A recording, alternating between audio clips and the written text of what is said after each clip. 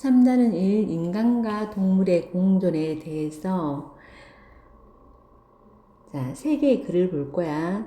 첫 번째는요, 논증하는 글, 논술문이야, 논술문. 논술문이고, 두 번째는요, 신문 기사야. 세 번째는 예능 매체 자료야. 3개 보면서 우리 논증의 타당성을 평가하고, 그리고 자신의 관점을 바탕으로 논증을 재구성해 보고요. 자, 비판적으로 분석해 볼 거야. 첫 번째 논술문부터 볼게. 앞에 핵심 정의는요, 다 보고 와서 할게요. 자, 논술문이야. 논술문은 일단 주장하는 글이지, 그지? 논술문이고, 주장하는 글이니까, 주장이 있어야겠지. 그리고 주장하면 이유가 있어야 되지. 이유와 근거가 있어야 되는데, 그 근거가 어떻게 해요? 타당해야 되는 거야. 그지? 그리고 3단 구성이 돼 있지. 3단 구성은 서론, 본론, 결론. 논술문은 서론, 본론, 결론으로 되어 있고요. 제목 봐봐. 인간은 동물의 동반자가 될 수 있을까? 봐. 보통 동물이 인간의 동반자가 될 수 있을까? 이런데 여기 바꿔가지고 인간은 동물의 동반자가 될 수 있을까? 하면서 의문형을 제시했다. 그지? 의문형으로 제시하고요. 의문형이라는 것은 다시 말하면 뭐야? 질문 형식이지. 질문 형식. 질문 형식이고요. 이런 질문 형식은 호기심, 흥미를 유발하지. 흥미 유발.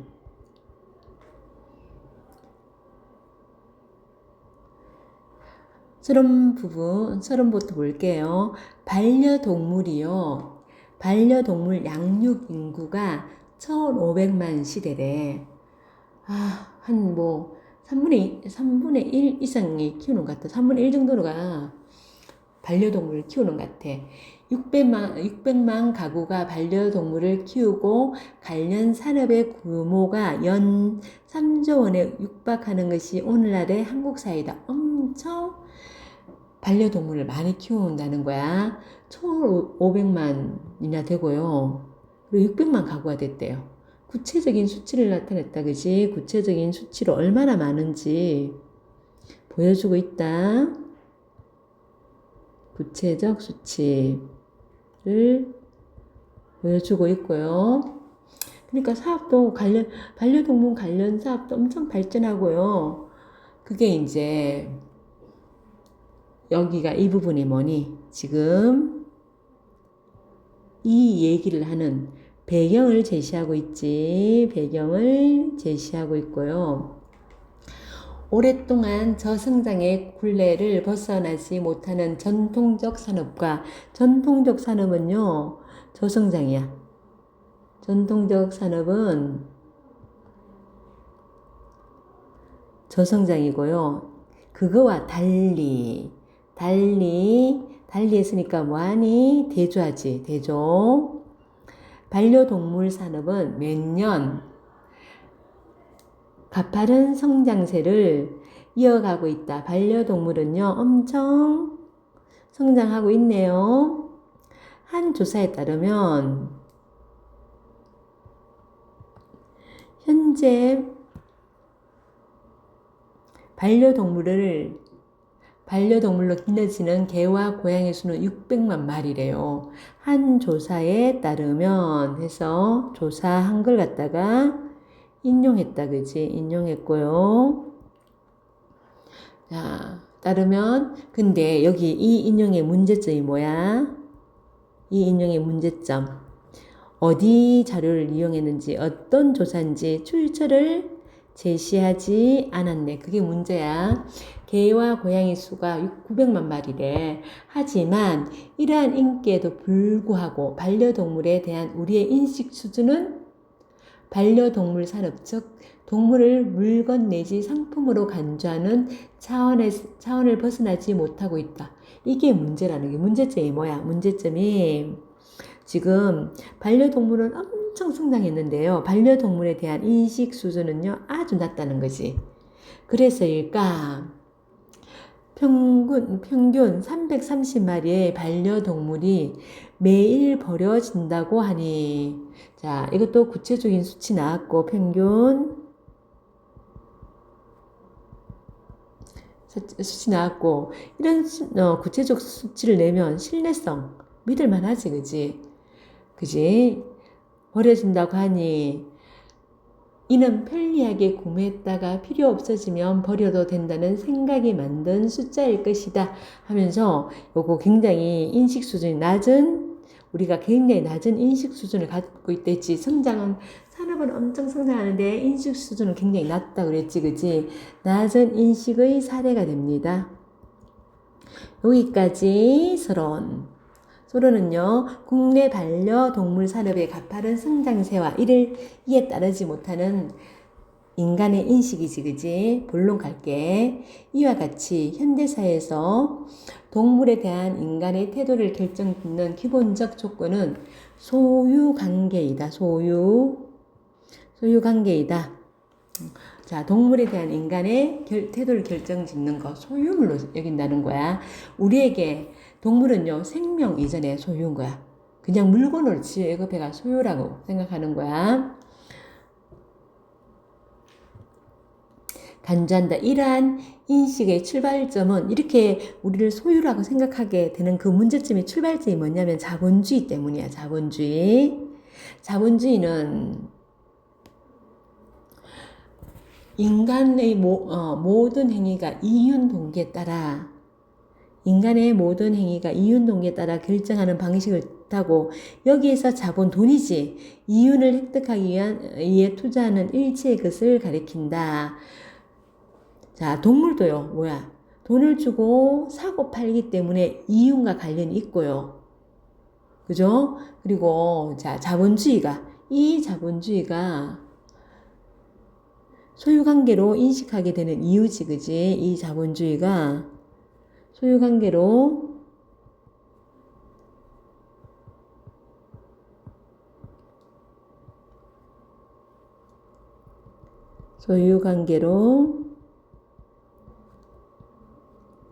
인식하게 되는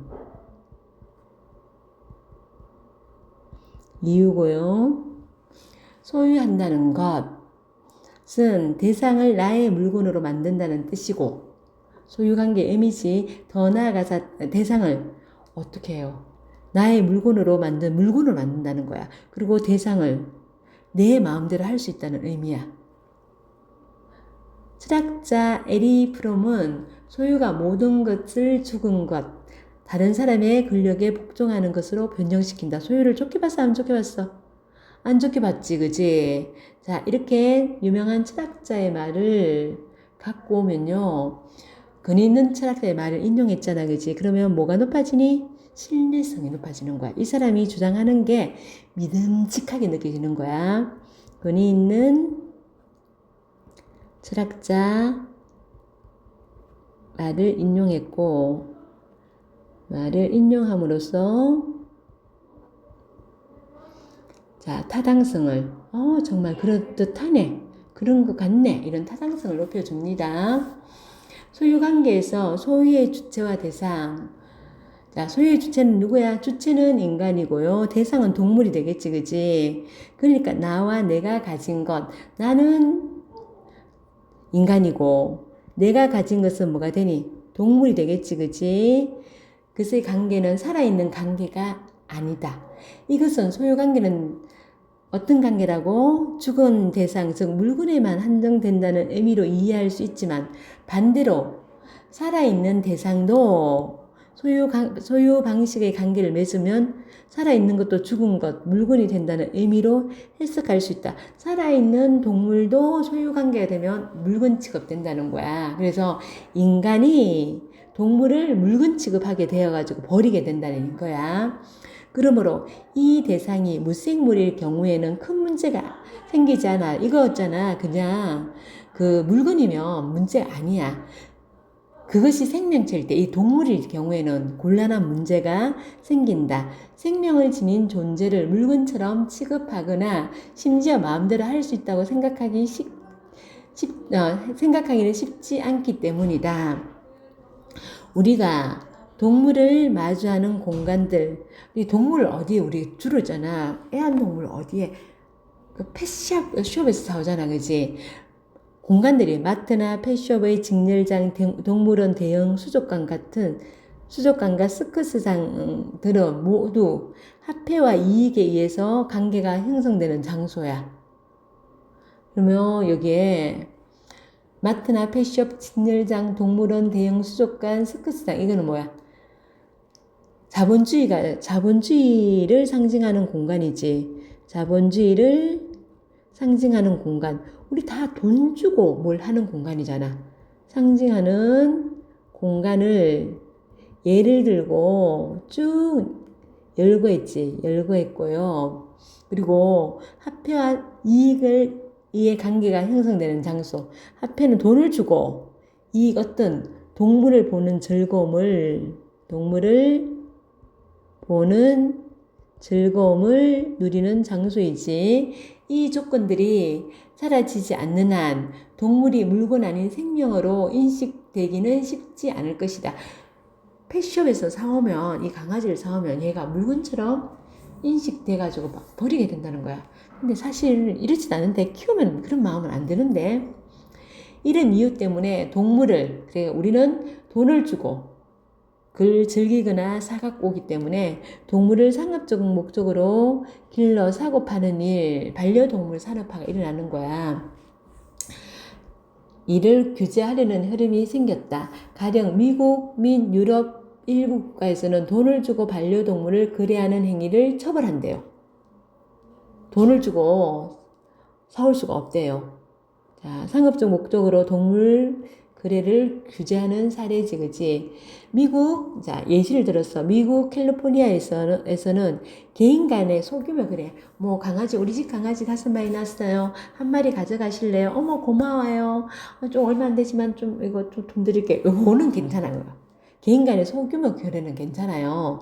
소규모 거래를 제외하고 번식장에서 태어난 강아지를 거래할 경우에는 마리당 $500의 벌금을 물리고, 영국에서는 2018년 10월부터 영국도 마찬가지고 펫숍에서 6개월 이하의 개, 고양이 판매를 금지했대요.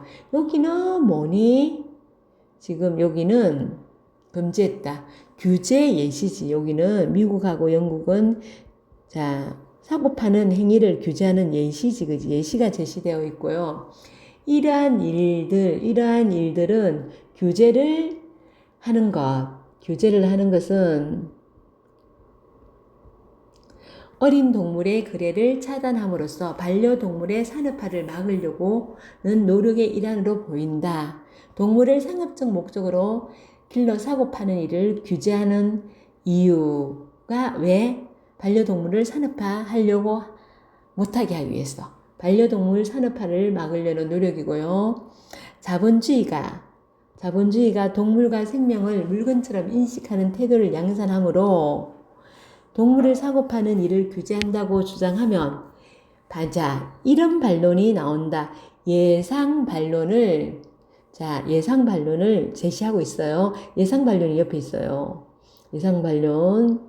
자, 자본주의, 이렇게 좀 진하게 할게. 자본주의 이전에도 동물을 사고 팔았고, 사고 파는 일은 자본주의를 양산해요. 이렇게 하면, 야, 자본주의 이전에도 동물을 사고 팔았어. 그때도 동물과 생명을 물건처럼 취급했으니, 오늘날 반려동물에 대한 모든 문제를 자본주의 탓으로 돌리는 것은 지나친 일반화하는 것이다. 이렇게 하면서, 예상 반론이지, 여기가. 예상 반론, 이렇게, 야, 무슨 자본주의 때문에 그래. 옛날에 뭐 자본주의가 되기 전에도 동물 사고 팔았는데? 그러면 자본주의, 사고 팔았으니까 그때도 동물을 물건처럼 취급한 거잖아? 그걸 갖다 마치 지금 자본주의처럼 그런 일이 발생했다고 할 수가 있어? 이런 반론을 제기할 수 있다는 거야. 이런 주장에 설득력이 없다고 생각하지는 않는다. 일부 인정.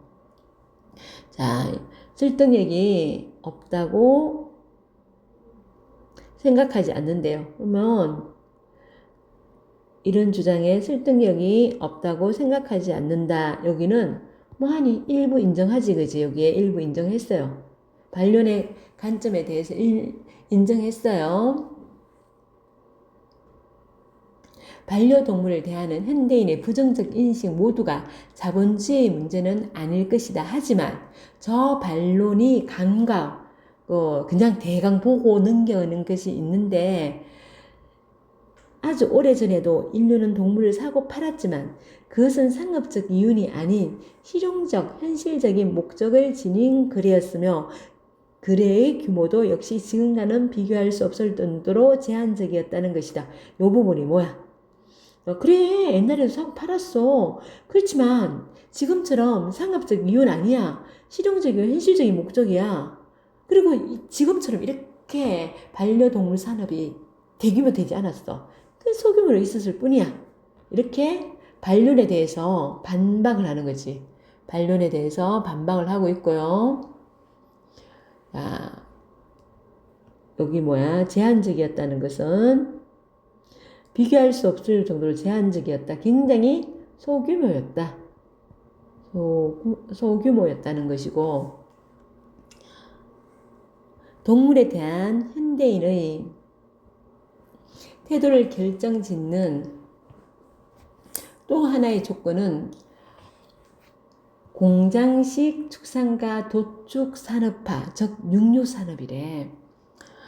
동물에 대한 인간의 태도를 결정짓는 기본 조건 두 번째, 육류산업, 도축하고. 소유가 아닌 생명체인 반려동물을 물건으로 둔갑시킨다면 육류산업은 생명체인 동물을 잠재적인, 여기 아까 소유가 아니고 생명체인 것을 반려동물 물건으로 둔갑시키는 앞에 예였지. 있다면 육류산업은요 뭐냐면 생명체인 동물 뭘로 보는 거야? 식량으로만, 오직 음식으로만 인식한다는 게 문제지, 그지? 이게 동물에 대한 잘못된 인식이지. 동물에 대한 잘못된 인식. 동물학대를 처벌하는 법에서 식량 동물은 제외되는 것이 전형적인 경우다. 동물학대, 우리 우리 식량 돼지를 갖다가 막 학대한다고 신고되지 않아. 동물학대라고 보지 않는 거야. 걔는 왜? 돼지는 우리 먹는 걸로 생각하기 때문에 동물학대 처벌하는 법에서도요, 식량 동물은 제외된대요. 동물을 생명체가 아닌 음식으로 인식한다는 그지. 이런 어떤 동물이 동물학대 금지법의 대상에서 제외된다는 것은 그 동물이기 이전에 동물이기 이전에 그 동물은 뭐예요? 식량이에요. 이렇게 본다는 거야. 자, 동물에 대한 인간의 태도를 결정짓는 기본 조건 두 번째, 육류산업이야. 자, 2008년 미국의 영화 감독 로버트 캐너가 만든 기록영화는 사실적인 현실을 바탕하는 다큐멘터리 영화 같은 거지. 사실적인 현실을 바탕으로 만든 영화고요. 푸드 주식회사는 이 문제를 이해하는 데 좋은 길잡이 역할을 해준다. 이 영화는 현대인들이 즐겨 먹는 음식들, 특히 우리가 소비하는 육류가 어디서 어떻게 만들어지고 어떤 과정을 거쳐 우리 앞에 오게 되었는가를 매우 사실적으로 보여주는, 그러니까 기록 영화지, 그지? 보여준다. 이 영화가 주목하고 있는 것은 다국적 기업의 실제이다. 누구나 알고 있듯이 오늘날 우리가 소비되는 육류는 기업에 의해, 오늘날 육류는요, 기업에 의해 생산되는 상품이야. 반려동물인 강아지 상당수가 강아지 공장에서 만들어진 공산물이듯, 식품으로서 육류가 역시 기업에 의해 생산된 공산품이다. 강아지는요, 공장에서 만들어진 공산품이고, 육류는 기업에 의해서 만들어진 공산품이라는 거야. 자, 요게 표현법 뭐야? 뭐뭐이다. 자, 강아지는 강아지 공장에서, 그리고 육류는 기업에서 만들었다. 이렇게 대꾸법이 사용되었지. 대꾸법이 사용되었고, 오래전 인류가 사냥을 통해 자연에서 획득한 것과는 다르다. 과거 인류는요, 동물을 자연에서 획득한 반면, 현재는요, 기업에서 생산합니다. 여기는 다르다. 여기는 차이점, 대조가 사용되었지. 육식 문제와 관련하여 가장 자주 등장하는 반론은, 여기도 반론이 나오지, 그지? 반론은 자본주의 이전에도 인류는 동물을 먹었으며 인간 또한 동물이기에 영양 섭취에서 동물을 먹지 않을 수 없다. 왜 동물을 식물로 보는, 식량을 보는 거 뭐가 잘못됐어요? 인간은 살려면요, 영양가를 섭취해야 돼요. 그리고 자본주의 이전에도 먹었어요. 이거 반론 1이지, 그치? 이렇게 반론 1. 자, 먹을 수밖에 없다는 것이다. 누군가는 인류가 해결해야 할 문제가 산더미처럼 많은데 육식이 그토록 시급한 문제냐고 지적하기도 한다. 우리가 동물 먹는 거 그건 뭐가 문제라고요? 그게 지금 우리가 지구의 산재에 있는 우리가 해결해야 할 문제가 이렇게 많은데 그게 문제된다고 지금 그걸 얘기해요? 이렇게 얘기할 수 있다는 거야. 이게 반론이고요. 세상에는 종교 등을 이유로, 자, 여기 반론에 대해서 반박하는 거야. 세상에는 종교 등의 이유로 채식주의 문화를 채택하고 있는 곳도 있고, 현재는 물론 과거에도 개인의 선택에 따라 엄격한 채식주의를 실천하는 사람이 많다.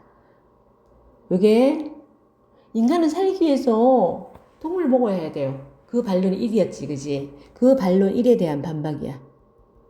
인간 동물 안 먹어도 잘 살아요. 반론 1에 대한 반박이고요.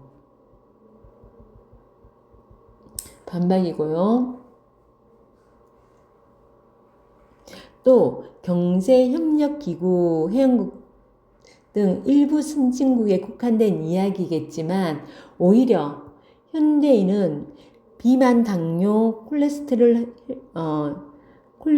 혈증, 성인병 등의 각종 현대적 질환 때문에 육식을 줄이기나 채식을 하라는 전문가의 권고도 받는데요. 요게 이제 반론 1에 대한 반박 첫 번째 거고, 반론 1에 대한 반박 두 번째지. 반론 1이 뭐였니? 우리는 살기 위해서 육식을 먹어야 돼요. 그러니까 종교 등 이유로 육식 안 먹는 사람이 있고요. 그리고 채식주의를 실천하는 사람들 잘 살아요. 그리고 두 번째, 오히려 육식은요, 성인병의 원인이 돼요. 그래서 의사가 채식을 권하게 돼요. 그러니까 육식 안 먹어도 살 수 있어요. 그렇게 반박할 수 있다는 거야. 또 인류와 지구의 미래를 걱정하는 다수의 학자들은 지금과 같은 육류 산업은요, 기후변화와 지구온난화 기후 문제를 일으켜가지고 주요 원인의 하나라고 설명하고 있어요. 인류가 시급히 해결해야 할 문제와 동물에 관한 문제가 별개가 아님을 의미한다. 요거는 이제 아까 아니 우리가 지구회상에 문제가 얼마나 많은데 그거 동물 먹는 거 그게 뭐라고 그 문제 갖고 얘기하냐. 그러니까 동물 육류산업 이거 기후변화 지구온난화 기후 문제 이거랑 굉장히 연관이 많어. 그러니까 시급한 문제 중에 문제들하고 연관이 깊은 거야. 그 떼서 생각하면 안 되는 거야. 이렇게 반박을 하는 거야. 반론 2에 대한 반박이고요.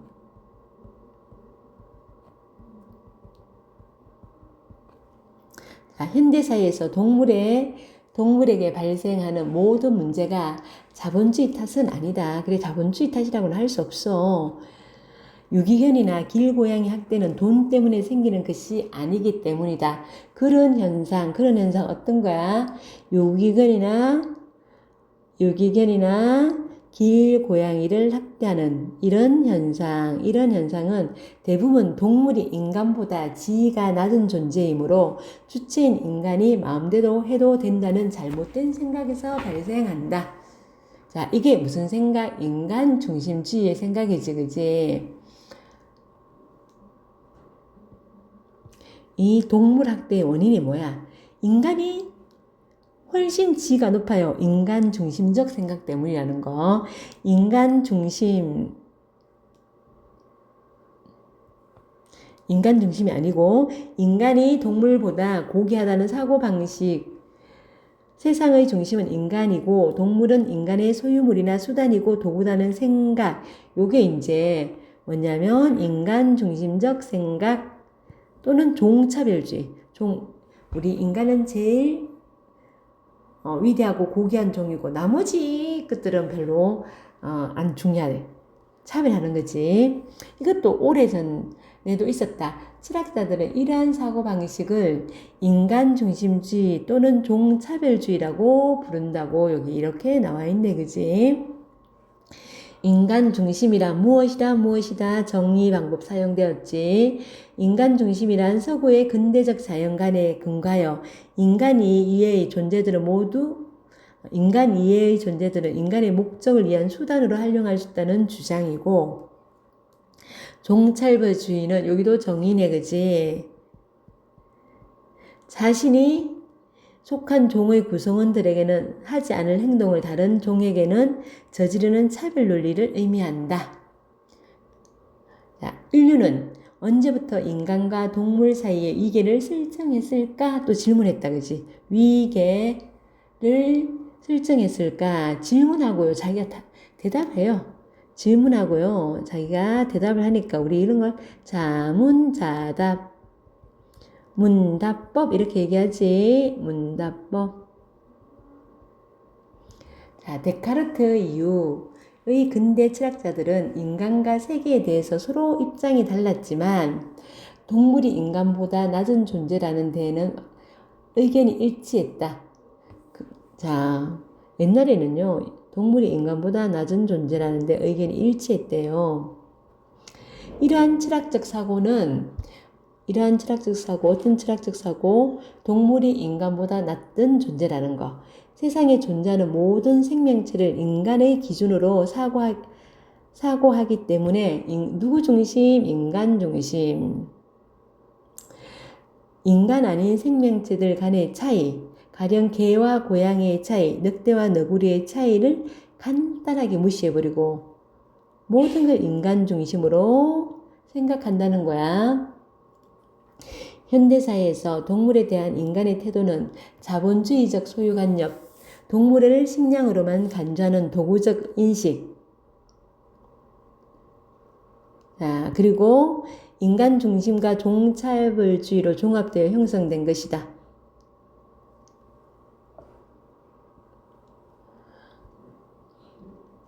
이 때문에 동물을 둘러싸고 있는 문제는 단순한 논리나 법 제정만으로 쉽게 해결되지 않는데, 이는, 자, 그 이유가 옆에 나와 있습니다. 이는 법으로 특정한 행동을 금지할 수 있어도 생각 자체를 바꾸기는 어렵기 때문이다. 이거 뭐가 중요하다는 거야. 법으로 제정하는 것도 중요하지만 우리가 인간이 중심이다. 딴 건 다 우리보다 못해. 이러는 생각부터 버려야 된다는 거야. 이런 이유로 최근에는 동물 복지에 관한 법률을 제정하는 활동과 별개로, 이거는 법으로 해결되겠지. 법률을 제정하면 그 외에 동물권에 관한, 우리 인권에 관한 게 있으면 동물도 동물권에 관한 논의가 활성화되고 있대요. 그럼 동물권은 뭐 하는 거야? 우리 인간 중심 생각에서 벗어나려는 거지, 그지? 생각 자체를 바꾸려는 노력이야. 생각 자체를 바꾸려는 노력에 해당합니다. 동물권에 관해 이야기할 때 가장 자주 언급되는 사람은, 동물권 하면 누가 언급되냐면 윤리학자 피터 싱어야. 실천 윤리학자고 동물 해방론을 주장한 사람이야. 그는 동물과 인간이 동일하게 권리를 갖는 이유는 그들이 모두 고통을 느끼기 때문이라고 누가 주장해? 피터 싱어가 주장합니다. 많은 사람이 이성이나 언어의 유무를 기준으로 동물과 인간이 다르다고 주장하는 반면, 여기 대조했지, 그지? 여기도 많은 사람들하고 누구하고? 피터 싱어하고 뭐 했니? 대조했지. 우리는요, 언어가 있고요, 생각하는 게 있으니까요. 우리는 이성도 있고요. 하니까 인간이 우울해요. 이렇게 하는데, 피트싱어는요, 아픔을 느끼는, 고통을 느끼는 거 갖고 했지, 그지? 피트싱어는 감성적 능력에 해당하는 고통을 기준으로 인간과 동물은 어떠다고? 나도 맞으면 아프고 강아지도 맞으면 아파요. 그래서 동일하다고. 최근에 동물권 주장자들은 믿음, 지각, 기억, 욕구 등을 갖고 있다는 점에 근거해 자, 동물들도 요걸 갖고 있어요. 동물도 인간과 똑같은 삶의 주체라고 지적합니다. 그러니까 우리가 인간이 우울하다고 하면 안 된다는 거야. 그래서 결론은요. 따라서 동물에 관한 문제의 근본적 해결책은 뭐야? 동물에 대한 잘못된 생각, 그릇된 인식과 인간이 세계 중심이고 주인이라는 믿음을 내려놓는 일에서 시작돼야 하며, 자, 그릇된 인식, 어떤 인식? 동물은 우리의 소유예요. 그리고 동물은 우리의 식량이에요. 요런 거 하고, 인간이 중심이에요. 요런 생각을 내려놓아야 한다는 거야. 그게 생각을 바꿔야지 근본적 해결책이 되는 거야. 그래서 궁극적으로는요, 인간과 동물의 바람직한 공존 방식을 모색하는 데 있다. 관계가 바뀌면 태도도 달라진다는 말이 있다. 한 사람이 자신의 주변과 맺고 있는 관계, 나아가 사회 구성원들과 맺고 있는 관계를 살펴보면 그 사람이 또는 그 사회가 어떤 곳인지 알 수 있다. 타인과의 관계를 이해관계로 간주하는 태도에서 벗어나, 자, 타인과의 관계를 이해관계, 도구적으로 인식하는 거. 자, 굉장히 어떤 태도야? 이해타산적인 태도지. 나의 이익을 위해서 이용하는 거. 나의 즐거움을 위해서 저 강아지를 이용하는 거. 여기에서 벗어나야 좋은 사회가 만들어지듯 동물도 마찬가지야. 동물을 소유물이나 도구가 아니고 함께 살아가는 동반자로 받아들여야 된다는 거야. 자, 인간과 동물이 공존하기 위해서 필요한 태도야. 그래서 그래야지 공존이 가능해지는 거야. 공존이 가능해진다. 이게 뭐야? 이게 지향하는 바지. 지향이지, 그지? 누군가 동물권이 무엇이냐고 묻는다면, 동물권 무엇냐고 묻는다면 어떻게 대답해야 할까? 나는 동물이 소유물이나 거래 대상이 아닌 생명으로, 주체로, 나아가 인간의 진정한 반려로 간주되는 사회에서 동물에게 주어진 권리라고 대답할 것이다. 자, 이거는 글쓴이가 생각하는 동물권이지, 그치? 강아지 한번 키워보면 어떤 마음이 드냐면, 그냥 식구야, 식구. 이렇게 막, 도구로 이렇게, 그렇게 생각하는 사람 별로 없을걸? 몰라. 있을지 몰라도 생기면 강아지를 키우는데 그냥 우리 식구야. 얘가 아프면 마음이 더 아파. 자, 여기는 논증의 개념은요. 논증은요. 주장하는 겁니다. 주장해가지고요. 정당함을 입증하는 건데 입증하기 위해서 이유와 근거를 제시하는 방식 또는 이를 뒷받침하는 이유와 근거 간의 관계가 타당해야 돼요. 논증 요소는 주장, 논지에 대한 의견이야, 의견. 나는 이렇게 생각해요. 이유, 근거를 바탕으로 주장을 가능하게 하는 주관적 요인이고, 근거는요, 객관적 자료야. 내가 이렇게 생각하는 이유가 이 근거입니다. 이렇게. 자, 제시해야지 그게 타당한 논증이 되는 거야. 그 다음에 사회 의제를 다루는 매체 자료인데요. 이건 매체 자료가 뭐가 있니? 뭐 그림, 사진, 동영상 이런 것들이 있지. 그림, 사진, 동영상 이런 게 있는데 여기는 지금 신문 기사야. 신문 기사. 해외에서 사라지는 펫숍, 국내에서는 불법 유통. 해외 각국에서 반려동물 판매가 금지되고 있다. 아까 이제 미국과 영국 사례가 나왔었지, 그지? 이게 판매가 금지되고 있다는 거. 해외 동향이 나왔고요. 해외는 어떤지 해외의 동향이 나왔고 우리나라는 어떤지 비교하겠지, 그지? 국내에서도 반려동물은 사고 파는 물건이 아니라는 인식과 함께 입양하는 문화가 정착 중이다. 자, 입양하는 문화가 지금 사고 팔지 마세요. 입양을 하세요. 그런데 요게 표면적이야, 이게. 표면적으로 그래요. 표면적으로는 사고 팔지 마세요. 입양하세요. 이런데 하지만이잖아. 하지만 여전히 길거리에서는 펫숍이 성업 중이야. 강아지 파는 데 많지. 강아지가 유리 안에서 그 좁은 데서 막 앉아있고 그러잖아. 그치? 좀 불쌍하다는 생각이 들어요. 이게 이제 현실인 거야. 이게 현실이야. 원래 입양하세요. 그런데 현실은요. 사고 파는 거야. 자, 펫숍의 이면 뭐야? 숨겨진 면에는 숨겨진 뭐냐?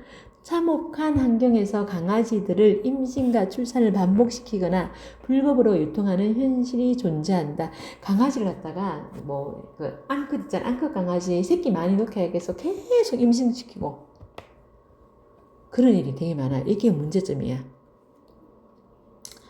2022년 9월 국정감사에서 국립농림축산식품해양수산위원회 소속 땡땡땡 국회의원은 국내에서 판매되는 반려견과 반려모 10마리 중에 4마리가 일부러 팔기 위해서 번식시킨 거야.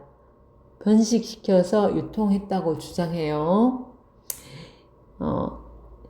이 국회의원이요, 농림축산식품부로부터 제출받아 분석한 행정구역별 동물 판매 영업 실적에 따르면, 자, 국회의원이 제시한 근거 자료는요, 농림축산식품부로부터 제출받은 자료네.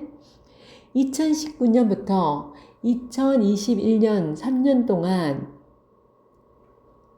여기 있네. 2019년부터 2021년, 이 3년 동안요, 반려견과 반려묘는 35만 3,132마리래요. 자, 그러나 정식으로 수입 생산된 반려견과 반려묘는 21만, 판매된 건 35만 3,132마리고, 자, 정식으로 수입 생산된 반려견은 21만 694마리, 14만 2,400마리, 여기 14만 2,400마리 차이가 난다. 이 국회의원이 판매를 통해 분양된 반려동물 대부분 1년 미만인 거야. 우리 어린 새끼 강아지를 사오려고 그러고 새끼 고양이를 사오려고 그럽니다. 태어난 지 1년 미만의 반려동물을 구입을 사람들이 선호합니다. 좋아해요. 임을 감안은 미루어 생각할 때 최근 3년 동안 판매된 동물에 아마 판매된 거는 한 40% 정도, 40.3%가 불법 번식으로 유통된 것으로 추정할 수 있다는 거야. 10마리 중 4마리 정도가 불법 번식으로 해서 펫숍을 통해서 판매되었다는 거야. 그 내용을 퍼센트로 받고 말해주고 있지, 그지? 해외에서 펫숍이 사라지는 추세고요. 캘리포니아주는 2019년 미국 51개 주 중에서 처음으로 펫숍 판매를 금지했고, 우리 앞에서도 본 바지, 그지? 미국 외에도 오스트리아, 영국, 스웨덴, 네덜란드, 캐나다 등 많은 국가에서 펫숍을 통해 반려동물 매매가 금지되어 있대. 해외 사례는 판매 금지인 거야. 대신 뭐 하라고요? 펫숍 대신 유기견 보호소가 활성화되어 있대. 유기견 보호소에 우리가 막 길거리 돌아다니는 강아지 한 달 지나면 그거 안락사 시킨대요. 그러니까 그 유기견 보호소에서 활성화되어 있대요. 그러나 유기견 보호소 입양도 절차와 요건이 함부로 키우는 거 아니야. 막 반려견을 갖다가 막 물건 취급하지 않고요. 식구 취급할 수 있도록 막 쉽게 우리 입양받아 올 수 있는 게 아니고요. 최소 몇 주 동안 보호소에 방문해야 하며 금전과 시간적 여유가 있는지, 강아지를 키울 수 있는 환경인지 등을 심사받아야 되는 거야. 일부 주에서는 자격 금정 시험도 요구한대요. 입양 절차가 우리하고 달라지, 그지? 요건이 까다로워가지고 정말 사랑하고 키울 수 있는 사람에게 입양을 주는 거야. 그래서 해외에서는요, 입양 절차와 요건이 까다로움. 그래서 함부로 못 버리게 하고요. 그럽니다. 우리는 사갖고 와가지고 마음에 안 들면 막 갖다 버리고, 여행 가다가 길거리에 버리고 하고, 그런 경우도 있지, 그지? 여기는 자 반려동물에 관한 것 신문 기사고 그 다음에 이제 예능 매체야. 예능의 한 부분인데 반려견과 함께 기적을 만든 반려인과의 만남인데 앞부분 이야기 학대받던 강아지가 여러 사람의 노력으로 구조되고 입양되었다. 보호자들은 강아지에게 따뜻한 날이 오길 바라는 마음을 담아 봄이라고 이름 지었대요. 이 강아지, 구조된 강아지에게 봄이가 입양된 집에는 봄이는 이 유기견이지, 그지? 얘는 유기견이고요. 근데 이 집에는요, 펫숍에서 온 강아지 바람이도 있대요. 서로 다른 곳에서 하나는 입양되어 왔고 하나는 학대받던 유기견이라고 유기견 하면 안 되겠다. 이제 학대받던 강아지니까 버려진 강아지는 아니네, 그치? 입양된 강아지하고 펫숍에서 분양받은 강아지가 지내는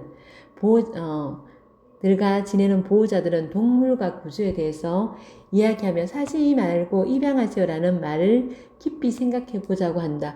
그냥 뭐 안 사고 펫숍에 있는 거 안 사고 그냥 입양하는 게 더 좋다. 요걸 다시 한번 생각해 보자는 거야. 사는 것과 입양하는 것에 대해서 보호자들은 다른 생각이 있다는 거야. 그럼 우리는 뭐 무조건 분양 받으세요. 그렇게 얘기하는데 분양 받는 거 하고 펫숍에서 사오는 거, 펫숍에서 사오는 거 안 돼요. 이거 좀 다시 한번 생각해 볼 문제라는 거야. 보미 보호자가 뭐라 하냐면 동물을 사지 말아야 하는 이유는 충분히 공감을 한대요. 물건도 아니고요. 그리고 불법 번식 유통 판매가 사라지지 않고요. 동물에게 고통을 주니까. 그치? 그것이 과연 그런데 입양하는 것만으로 해결될 것인가 하는 의문이 개인적으로 항상 들었대요. 입양을 한다고 펫숍에 있는 동물의 고통이 사라지는 건 아니기 때문에 펫숍 동물 사지 말고요. 무조건 입양하세요. 그럼 펫숍에 있는 그 동물들 어떻게 해? 그걸 우리가 생각해 볼 문제라는 거야. 반려견 훈련사. 그런데 보호자님은 입양한 사람으로서 그런 이야기를 해도 된다고 생각해요. 네, 그래서 저도 제가 이야기할 수 있을 거라는 생각이 들어요. 왜냐하면 한 친구는 진짜 말 그대로 샀고 한 친구는 입양했거든요. 반려견 훈련사 땡땡땡 교수님을 만났을 때 그런 느낌이 드는데요. 우리가 왜 이렇게 높은 수준의 이야기를 하고 있지요? 하하하. 어느 순간부터 숍에서 사서 데려온 아이들을 온전히 사랑하면 그러니까 펫숍에서 사온 애들 갖다가 온전히 사랑하면 잘못된 사람인 것처럼 보이는 것 같아요. 입양한 게 더 나은 것처럼 보이는데, 근데 그것 때문에 그런 건 아니라는 얘기를 하겠지. 예전에 반려견을 분양하는 숍이 바로 집 앞에 있었어요. 1분 거리에 2년 동안 바람이를 바라보는데 아무도 데려고 가지 않았어요. 사면 잘못됐다는 인식으로 바람이랑 눈이 마주쳤는데 그 좁은 공간에서 저는 여기 있는 아이예요. 여기서 잘 지내고 있어요. 이렇게 체념하듯이 이야기하는 것 같아 너무 마음이 아픈 거예요. 2년간 펜숍에서 좁은 공간에서 갇혀 살고 있는 강아지의 고통이 이 보미 보호자에게 느껴졌던 거야. 반려견 훈련사, 구조다.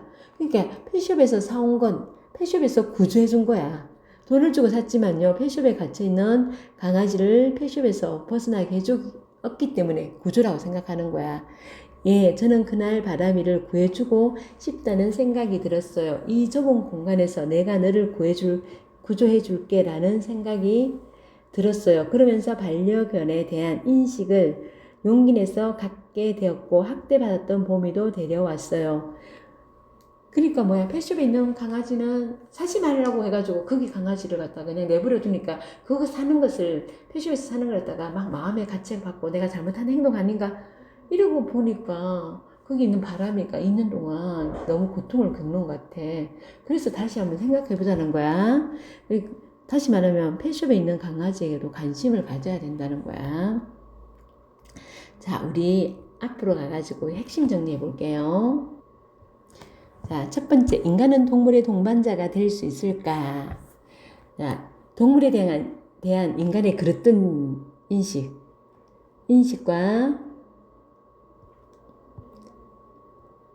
태도를 살펴보는 글이지. 동물에 대한 인간의 태도를 결정짓는 조건을 구체적인 사례로 분석하고 인간과 동물이 공존할 수 있도록 우리가 동물에 대한 인식을 바꿔야 된다. 그 얘기를 하죠. 그죠? 논술문이었고요. 분석적, 논증적, 비판적, 돌아보는 성찰적이지. 동물과 진정한 공존을 하기 위해 필요한 인간의 태도가 뭐니? 인간이 우월하다고 생각하면 안 된다는 거지. 예상되는 반론 제시했고 또 거기에 또 제 반론을 제시하지. 또 반박을 하지. 그지? 매체자로 근위 있는 학자 에이리 프롬 견해를 들어 자신의 주장을 강화했고요. 그 다음에 해외에서 사라지는 펫숍인데 국내에서는 불법 유통되는 거 신문 기사였지. 그지? 해외에서는 강아지라든지 반려동물 사고 파는 거 금지했는데 우리는 그런 게 입양을 하라 그러면서 그런 게 되게 많다는 거지. 그지? 분석적, 비판적, 구체적이고 펫숍으로 대표되는 국내 반려견 동물 불법 유통의 현실과 문제점을 제시했고 구체적인 자료 제시했지. 자, 그리고 국내하고 해외를 비교했습니다.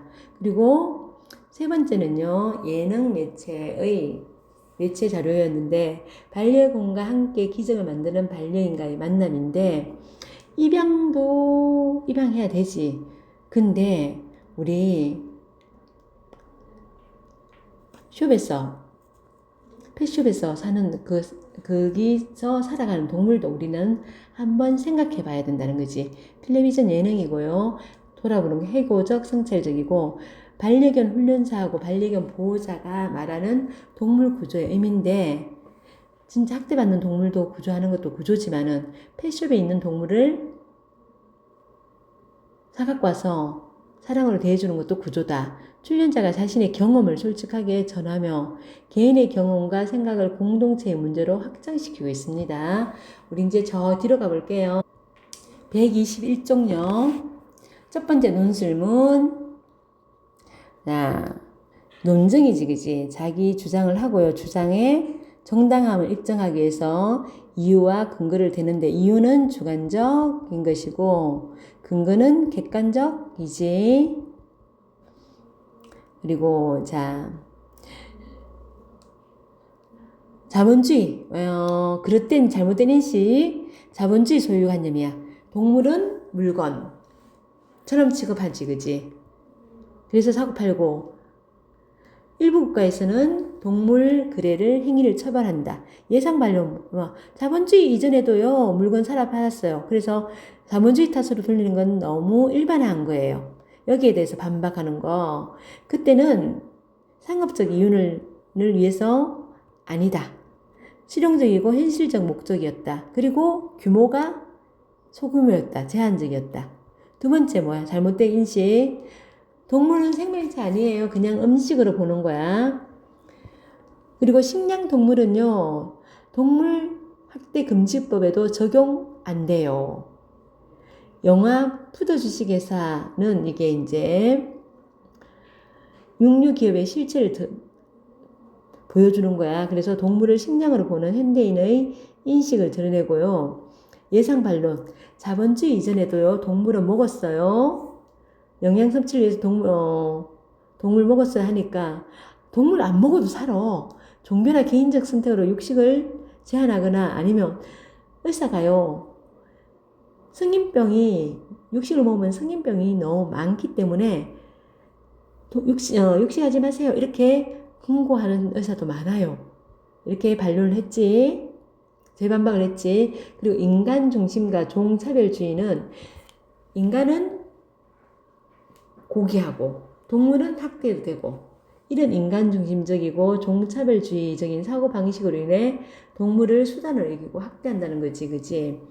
인류가 해결해야 할 문제도 많은데 육식은 시급한 문제가 아니다. 자, 여기에 있고 계속 이어지네. 그지? 육류사업 같은 경우는 육류사업도 모든 지구의 시급한 문제, 지구 변화, 기후변화, 지구온난화, 기하 문제 이런 거랑 연관이 깊다. 그러니까 시급한 문제가 아니라고 버려둘 게 아니다. 이렇게 반박을 했다, 그지? 자, 사회적 의제를 다루는 매체 자료는 해외에서 사라지는 펫숍이지, 그지? 펫숍을 통해 반려동물 매매 금지했고, 유기견 보호소에서 입양이 활성화되고, 입양에 대한 절차와 요건이 까다롭다. 까다롭다. 그리고 반려견과 함께 요거는 맨 끝에 자 봄이하고 바람이 얘기 나오는 예능이지, 그지? 입양되거나 분양된 반려견 모두 소중한 입양되거나 분양된 반려견 모두 소중한 생명이다. 고통스러운 상황에 놓여 있는 펫숍의 그 동물들 거기에 대한 책임감도 가져야 된다. 동물과 함께 살기 위해 생명에 대한 책임감 있는 태도가 필요하다. 그 다음에 자 어떤 사회적 가치관을 반영하는지 살펴보고요. 사회적 의제를 다룬 매체 자료를 비판적으로 읽기 위해서는 어떤 사회적 가치관이 반영되었는지 보고요. 관점이나 의도도 살펴보고 가장하거나 한쪽으로 치우쳐져 있는 게 아닌지 편향적으로 돼 있는 것이 아닌지 살펴보고요. 의견을 사실처럼 표현하는지도 살펴보고 의견을 사실처럼 표현하는지 살펴보고 금방 했지, 그치? 독자의 어떤 변화를 촉구하는지 그리고 이렇게 다 살펴보고 난 다음에 나의 생각을 정리해보는 게 비판적 읽기입니다. 여기까지 수고하셨습니다.